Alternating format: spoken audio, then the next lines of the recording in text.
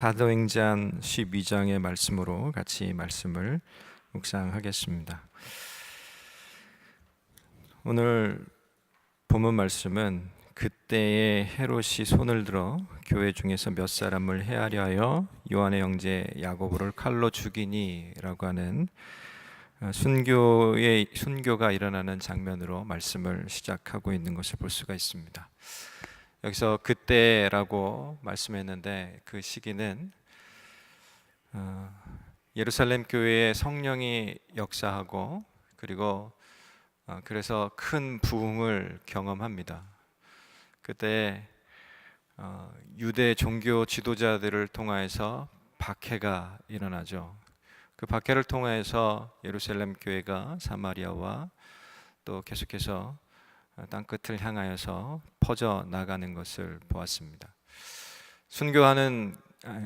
수데반의 순교 이후에 계속해서 박해가 있었고, 그런 중에 이 사도 바울이 되기 전에 사울이 회심함을 통하여서 그 박해가 조금 잠잠해지고 교회가 또 안정기에 접어들었었습니다.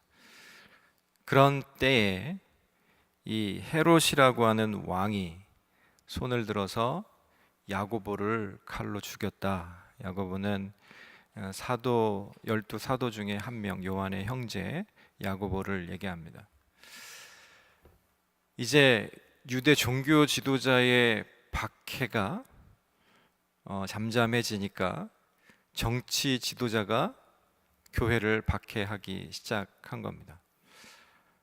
어떻게 보면 조금 더 이 법적인 실권을 갖고 있는, 그래서 거리를 만들어서 사람을 죽여도 괜찮은 그런 권력자에 의해서 박해가 시작되었기 때문에 어쩌면 그 박해가 더 큰 박해로 교회에 그렇게 느껴졌을지도 모르는 그런 상황이었습니다.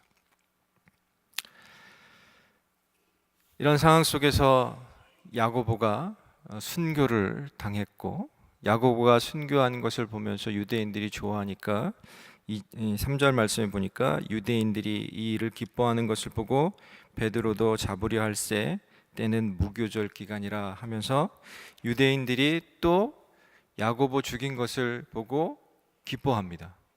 그것을 보니까 정치 지도자는 인기를 끈다고 생각하니까 그러면 더 인기를 끌 방법이 없을까라고 생각하여서 베드로도 잡았습니다. 1절부터 3절까지 이 말씀을 묵상하면서 드는 생각이, 이렇게 야고보가 순교하고 베드로가 옥에 갇히는 이때에 하나님은 무엇을 하고 계셨을까라고 하는 생각입니다. 여러분, 우리가 인생을 살면서 내가 계획하거나 기대하지 않았던 고난이 왔을 때 여러분 하나님을 묵상하면서 어떻게 생각하십니까? 이게 좀 약해 있을 때는요, 하나님은 도대체 나를 그리스도인으로 부르시고 자녀로 부르시고 왜 나를 이렇게 고난 가운데 놔두는 거지? 라고 그러한 생각이 들 수도 있을 겁니다. 그래서 이제 생각을 하고 또 묵상을 하고 그러면서 또 성경 구절들을 좀 찾아보았습니다. 하나님은 이런 순교의 상황 속에 그리스도인들이, 자기 백성들이 고난 당하고 있는 그 순간에 무엇을 하고 계셨을까라고 하는 것에 대해서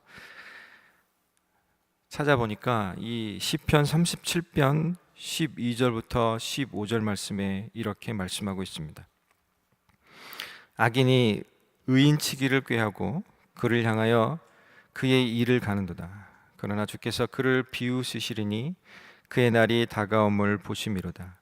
악인이 칼을 빼고 활을 당겨 가난하고 궁핍한 자를 엎드러뜨리며 행위가 정직한 자를 죽이고자 하나 그들의 칼은 오히려 그들의 양심을 찌르고 그들의 활은 부러지리로다 라고 말씀합니다. 악인이 의인들을 치려고 하지만 그 치는 모습을 보면서 하나님께서 웃고 계신다. 비웃고 계신다. 결과적으로 그들이 준비하고 행하는 모든 일들을 통하여서 결국 이 자기 양심을 찌르는 것이 될 것이다 라고 그렇게 얘기하고, 그들의 활은 부러질 것이다 라고 그렇게 말하고 있습니다. 여기서는 이 양심이라고 표현하고 있지만 이전 성경에서는 심장이라고 표현하고 있습니다. 심장은 생명을 상징하잖아요.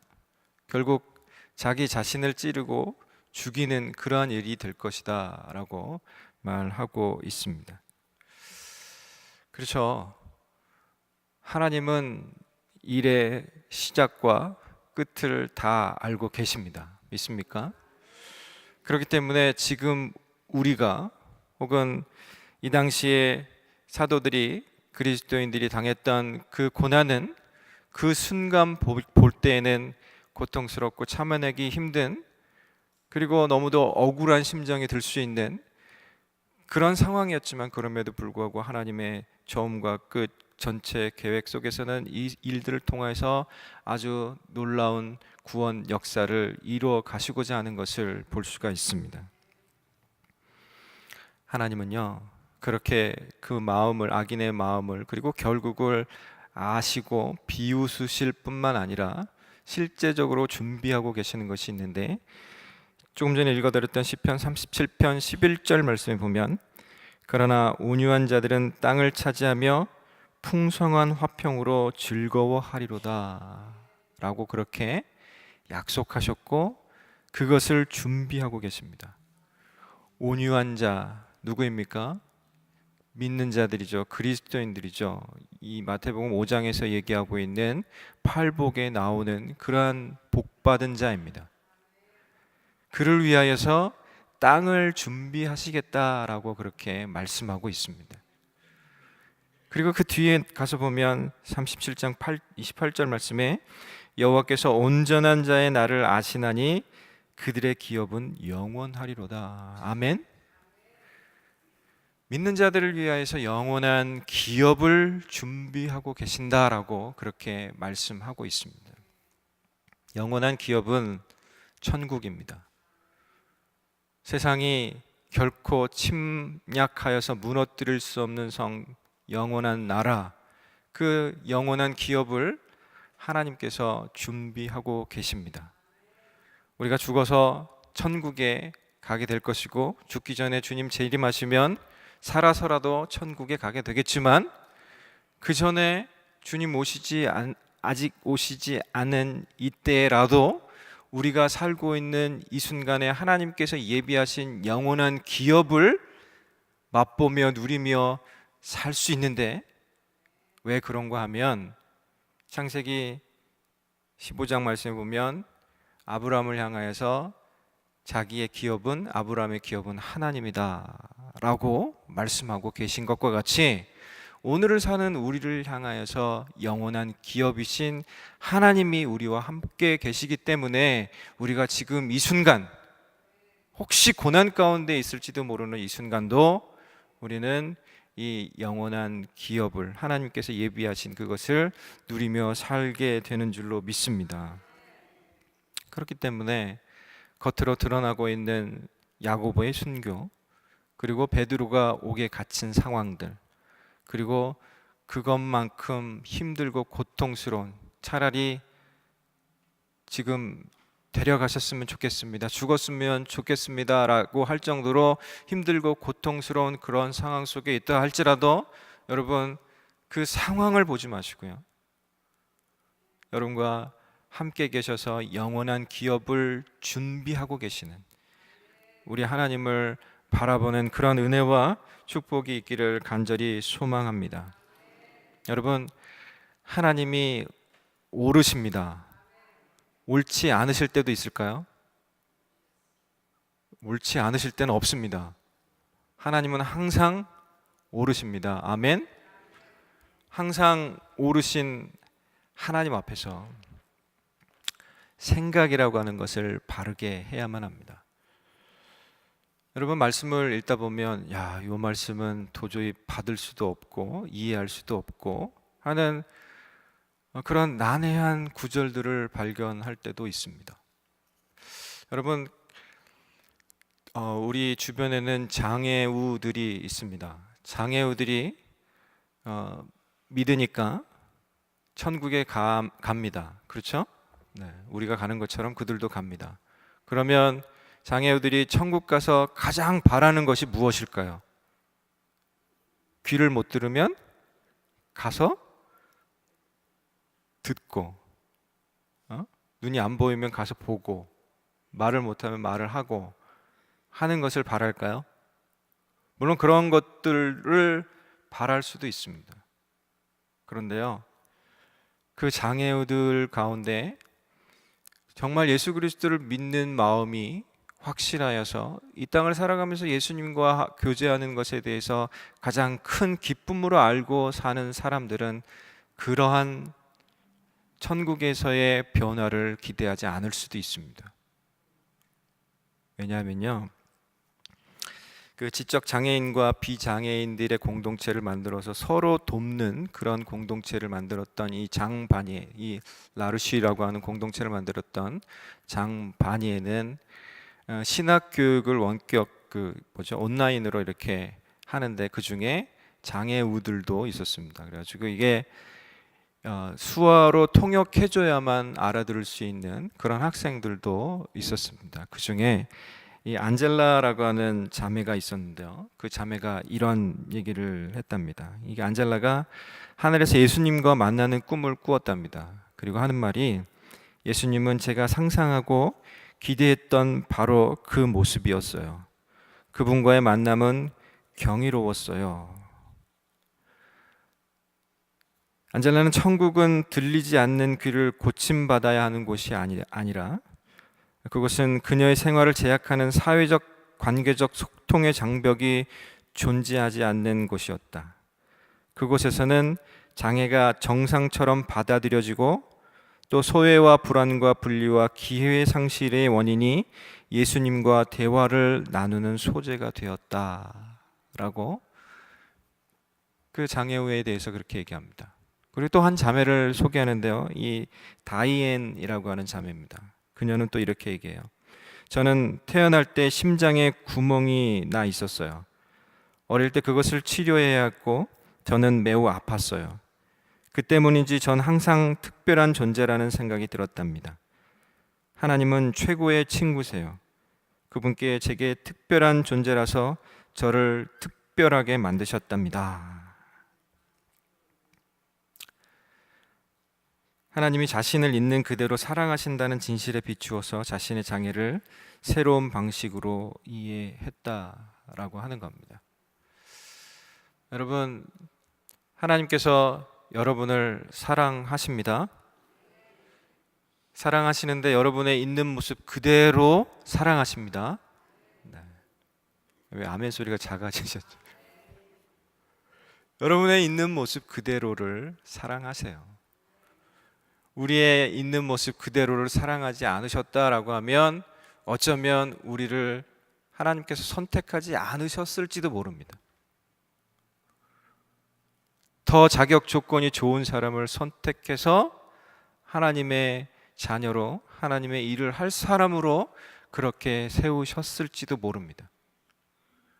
그러나 하나님은 우리의 있는 모습 그대로를 사랑하시기 때문에 우리의 모습을 바라보면서, 우리의 현재 상황들을 바라보면서 좋다, 아름답다, 착하다, 선하다라고 그렇게 말씀하시는 분입니다. 그런 하나님 앞에서 우리가 하나님의 행하시는 역사를, 하나님 주관하시는 역사의 흐름들을 바라보면서 이것은 옳다, 이것은 그르다, 하필이면 왜 이렇게 하셨을까라고 말하기보다는 되어지는 여러 가지 일들을 바라보면서 나를 통하여서 혹은 우리 공동체를 향하여서 하나님께서 하시고자 하는 말씀이 무엇인가에 대해서 다시 묵상하고 또 그리고 그것을 깨달아 아는 그런 은혜와 축복이 있기를 간절히 소망합니다. 초대교회 지금 사도행전을 통하여서 계속해서 살펴보고 있는 대로 초대교회의 박해와 고난이 찾아올 때마다 그것을 통해서 하나님께서 주시는 깨달음을 그들은 발견했고, 그리고 그 깨달은 대로 실천하여 더욱 하나님 나라가 확장되어져 가는 방향으로 그들이 삶을 선택하여서 살았던 것을 볼 수가 있습니다. 예루살렘이 박해를 받으니까 그들이 어떻게 했다고요? 사마리아와 땅끝을 향하여서 흩어져 갔습니다. 어쩌면 강제적으로 흩어진 것이긴 하지만 그럼에도 불구하고 그것을 통하여서 그들이 하나님께서 우리 주 예수 그리스도께서 주신 지상 사명을 이룰 수 있는 그런 과정으로 삼았던 것을 우리는 기억해야만 합니다. 그렇기 때문에 오늘을 살아가는 저와 여러분을 향하여서 하나님께서 행하시는 그 일들 속에 분명히 하나님의 음성이 있고 하나님이 말씀하시고자 하는 뜻이 있다라고 하는 사실들 발견하는 그런 은혜와 축복이 있기를 간절히 소망합니다. 3절 말씀을 다시 한번 보면 같이 읽을까요? 시작. 유대인들이 이 일을 기뻐하는 것을 보고 베드로도 잡으려 할세 때는 무교절 기간이라. 유대인들이 어떻게 했다고요? 이 일을 보고 기뻐했다. 유대인들이 기뻐했다. 유대인들이 기뻐하니까 누구도 기뻐했다? 헤롯도 기뻐했다. 유대인들이 기뻐하니까 교회도 같이 기뻐했다? 교회는 같이 기뻐하지 못했다. 이 말씀을 묵상하면서 기쁨이란 뭘까? 라고 하는 것에 대해서 또 묵상하게 됐습니다. 기뻐하다라고 하는 것을 통해서 그 기쁨 속에는 두 주체가 있는데, 한 주체는 기쁘게 하려고 하는 사람과 그리고 기쁘게 해준 그것을 보고 기뻐하는 사람들이 있다라고 하는 것을 보았습니다. 헤롯은 유대인들을 기쁘게 하려고 했고, 또 유대인들은 헤롯이 한 그것을 보면서 같이 기뻐했습니다.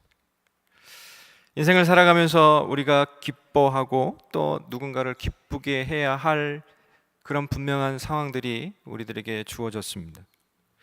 그런데요, 우리가 누구를 기쁘게 해야 할까? 사람을 기쁘게 할까요? 하나님을 기쁘시게 해드려야 할까요? 우리는 무엇을 기뻐해야 할까요? 선을 기뻐해야 될까요? 악을 기뻐해야 할까요?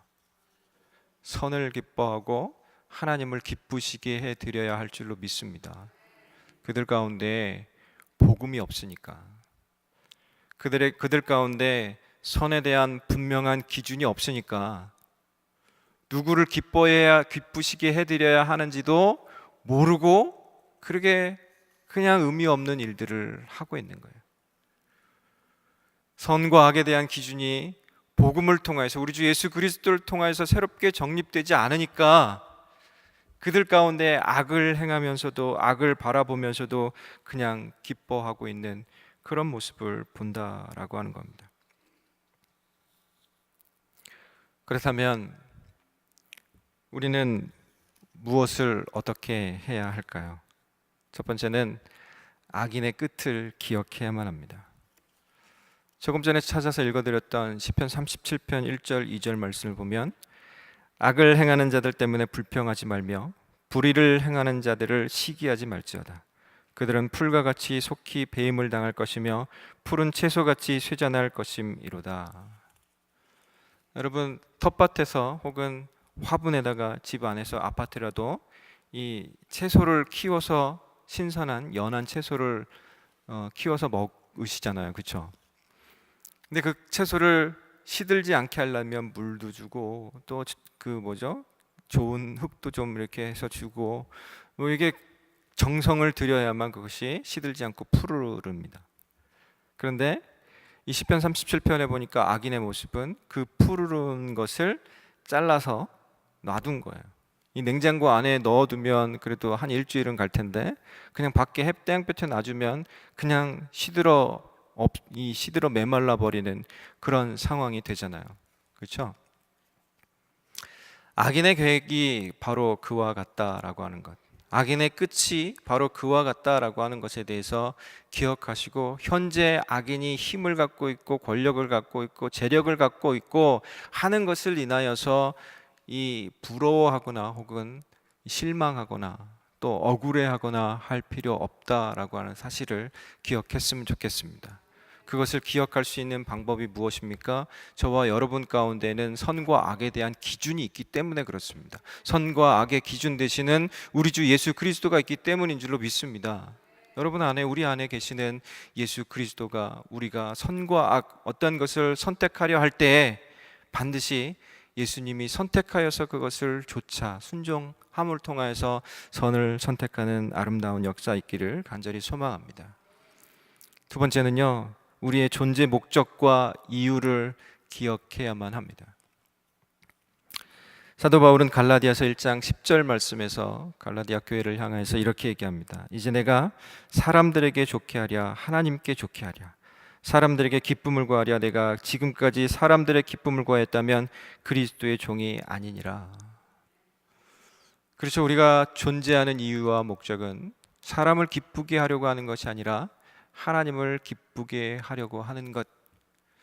이 얘기가 나온 이유가 무엇이냐면 복음 아닌 다른 것이 갈라디아 교회 가운데 있기 때문에 그랬던 것입니다. 당시에는 이 유대교로 다시 돌아가려고 하는 사람들, 유대 율법에 다시 이 얽매이려고 하는, 스스로 얽매이려고 하는 그런 사람들이 있었기 때문에 복음 아닌 다른 것에 대해서, 귀 기울이는 것에 대해서 이 경계하면서 이 말씀을 주고 있는 겁니다.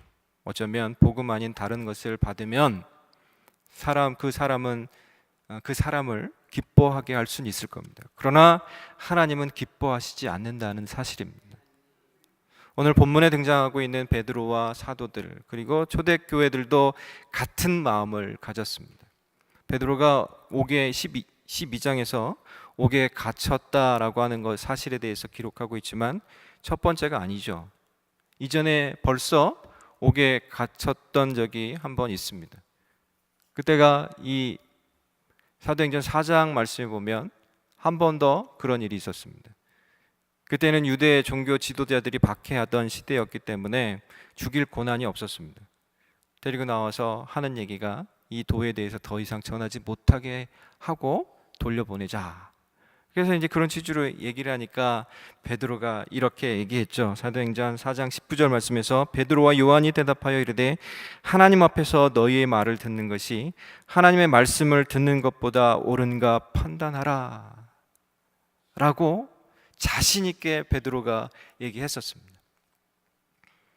그것을 통해서 볼 때 이 초대교회 성도들의 이 존재의 이유와 목적은 사람을 좋게 하는 것이 아니라 하나님을 좋게 하는 것, 거기에 있었다라고 하는 것을 분명히 알 수 있습니다. 그렇죠, 여러분. 우리가 신분이 바뀌었잖아요. 더 이상 나 자신을 위해서 사는 삶이 아니라 내 안에 중심 되신 예수 그리스도를 위해 사는 삶으로 바뀌었지 않습니까? 그래서 저와 여러분의 존재 이유와 목적이 그와 같이 하나님을 기쁘시게 하고 하나님을 좋게 하는 것으로 바뀌었다라고 하는 그 사실들을 늘 기억하면 좋겠습니다. 존재 이유와 목적이 분명하게 우리 가운데 있으면요, 어떠한 상황이 오더라도 그 상황을 통하여서 잠시 흔들릴 수 있어도 영원히 흔들려서 자빠지거나 지옥 자식이 될 만한 그런 상황엔 처하지 않을 줄로 믿습니다. 그렇기 때문에 더욱 하나님 앞에서 우리가 기도해야 할 줄로 믿습니다. 사도행전 4장 30절 31절에서도 이 말씀 이후에 이 초대교회는 함께 기도했었습니다. 그리고 그 기도 끝에 이렇게 기도하고 있는 것이 보이는데요. 손을 내밀어 병을 낫게 하시옵소서. 표적과 기사가 거룩한 종 예수의 이름으로 이루어지게 하옵소서 하더라.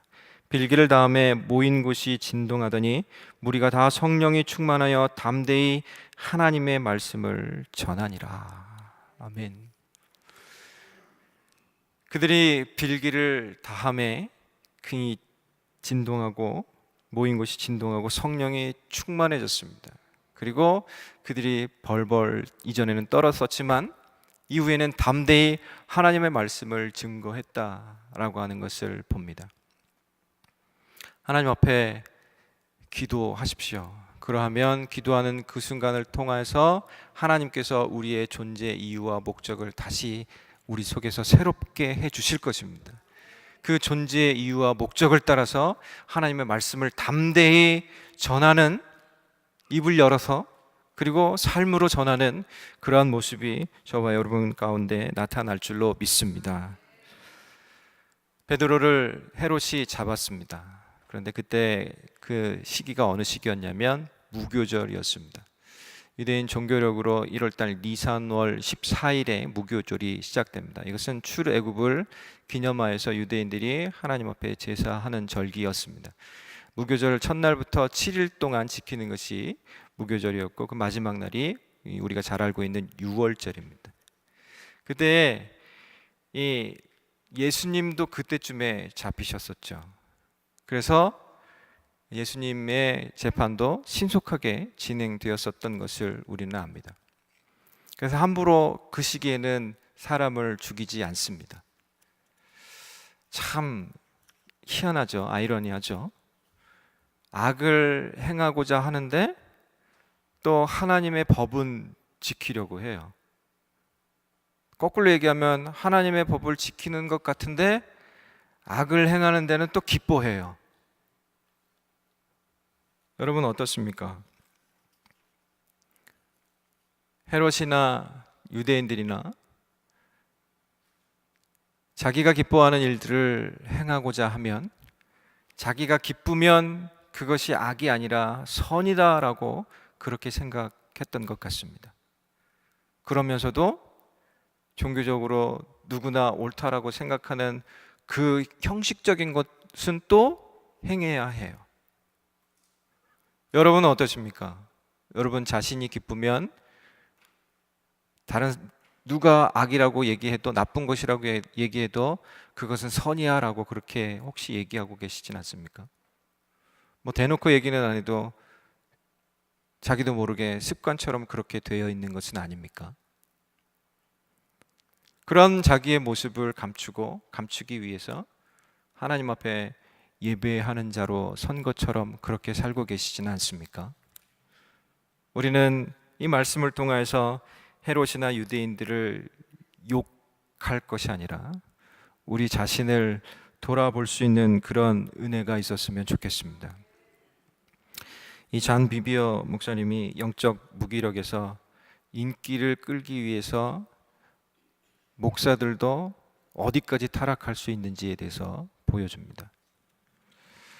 유명한 목사이자 베스트셀러 저자이며 인기 있는 집회 강사 한 명이 생각난다. 2016년 이 여성 목사는 자신의 결혼 생활이 만료됐다고 선언했다. 그녀는 남편과 이혼했고, 내가 이 글을 쓰고 있는 지금 같은 여성과 약혼하고서 함께 살고 있다. 이 목사는 자신의 추종자들에게 새로운 결혼 생활의 현황을 수시로 보고한다.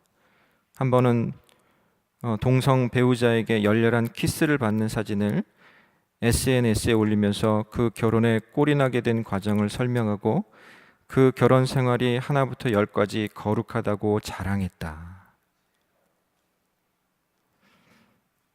사람들을 돕고 섬기고 사랑할 열정도 있지만 그녀는 지독한 기만에 빠져 있다. 인기를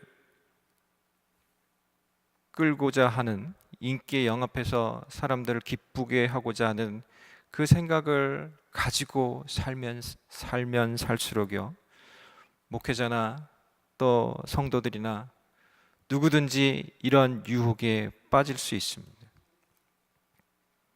그렇기 때문에 죄를 인하여서 스스로를 속이지 않게 하기 위해서 우리는 늘 하나님 앞에서 자기가 정말 하나님을 기쁘시게 하는 자인지에 대해서 늘 생각하고 따라가야 할 줄로 믿습니다. 복음 앞에서, 복음 주신 예수 그리스도 앞에서 우리가 그러한 부분들을 깊이 생각해야만 합니다. 고린도전서 15장 56절에 죄의 권능은 율법이라. 여기서 율법이라고 하는 것은 무언가를 하고 싶지만 성경이 그것을 하지 말라고 하니까 억지로라도 그 일을 하지 않는 상태. 그것도 어떻게 보면 잘하고 있는 것 같이 보이긴 하지만 그러나 자기 중심은 하나님을 기뻐하지도 않고 자기 자신도 기쁘지 않은 그런 상태인 거죠. 이것이 심화되어지면 자기 속에서 스스로를 속이고 기만하는 그런 일들이 나타나게 된다라고 하는 겁니다.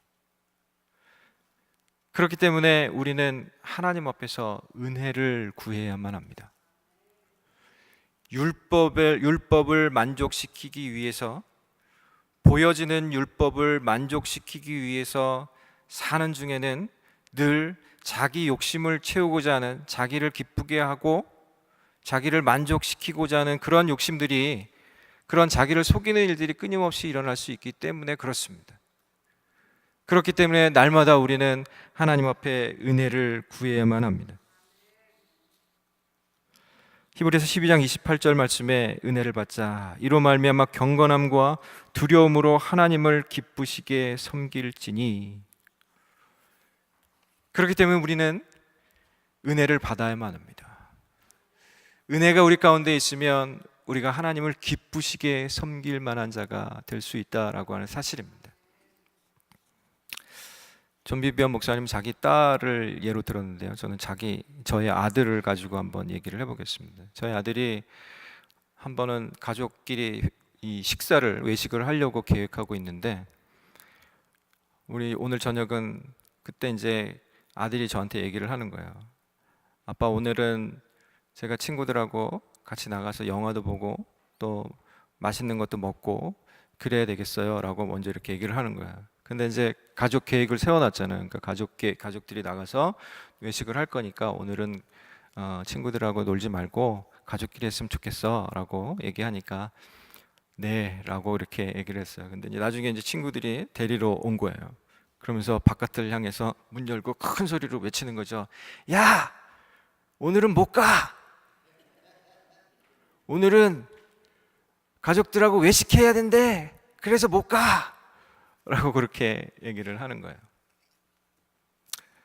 가족들과 함께 하지만 그 마음속에는 기쁨으로 하지 못하고 억지로 할 수 없이 해야 되니까 하는 그런 상태에 머물러 있다.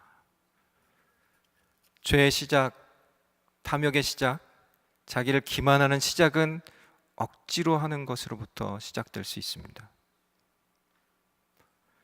그렇기 때문에 하나님께 대하여서 우리가 조금 더 건강한 신앙을 갖기 위해서는, 지금은 어쩌면 억지로 하고 있는 부분이 있다 할지라도 그 속에 담긴 그것을 하게 하신 하나님의 마음이 무엇인지에 대해서 생각하고 그 하나님의 마음을 만족시키는, 하나님의 마음을 기쁘게 해드리는 그러한 일들 위하여서 기쁨으로 함께 나아갈 수 있는 그런 은혜가 있기를 간절히 소망합니다.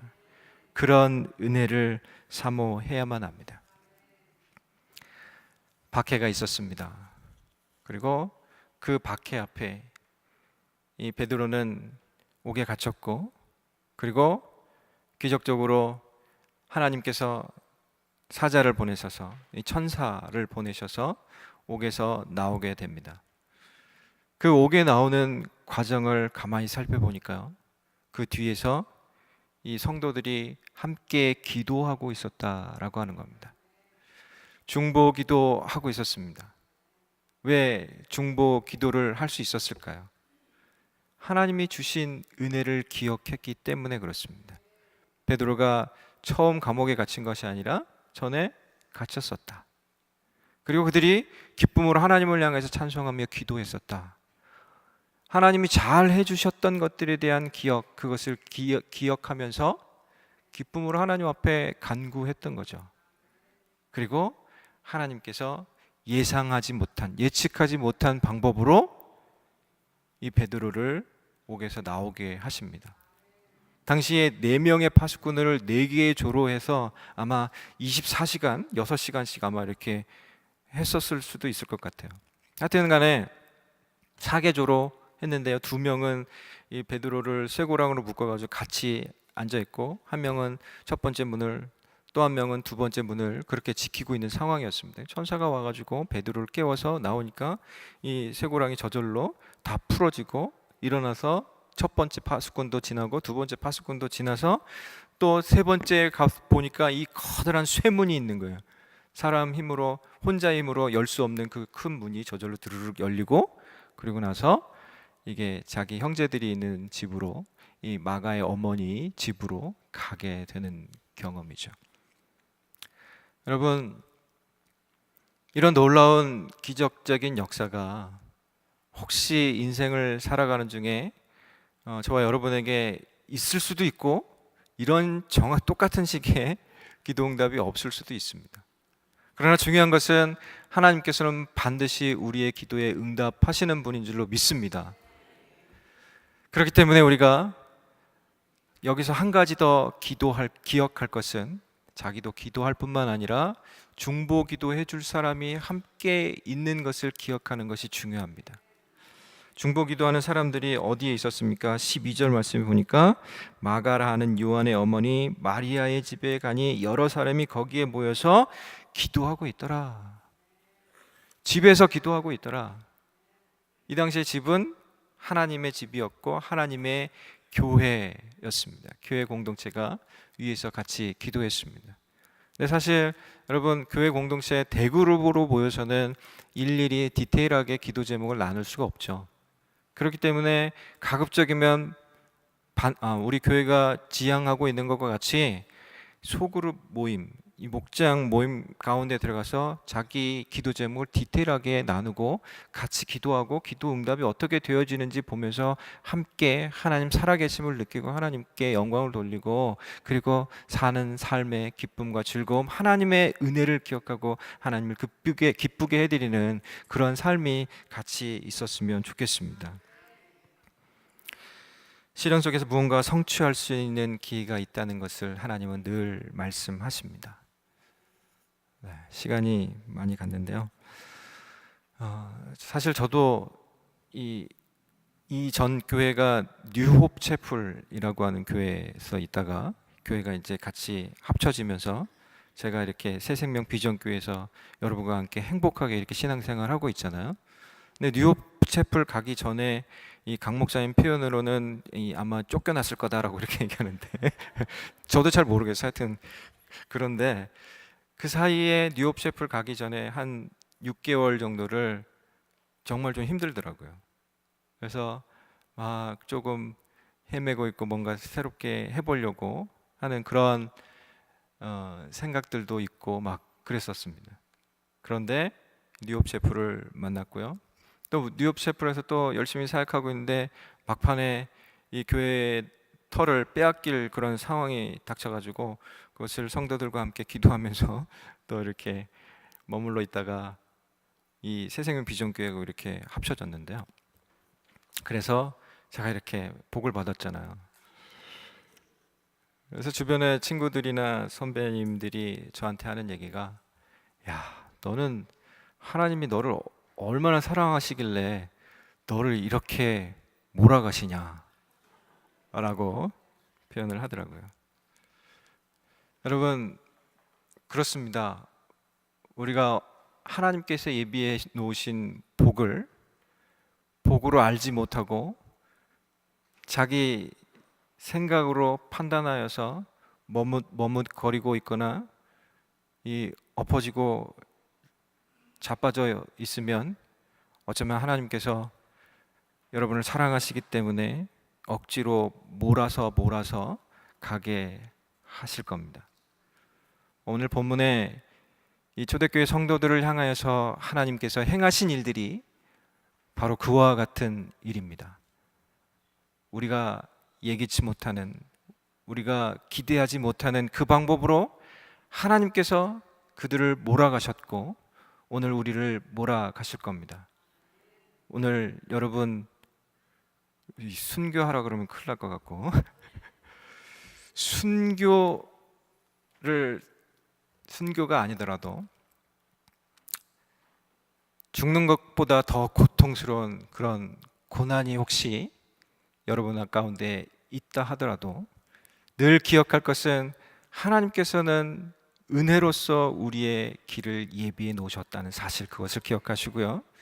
그리고 그 길을 갈 때 하나님께서 나를 향하여서 이 상황들을 통해서 말씀하시는 것이 무엇인가 깨달아 알며 하나님 앞에 더욱더 은혜 구하며 나아가는 그런 저와 여러분 우리 새생명 비전교회가 될 수 있기를 간절히 소망합니다.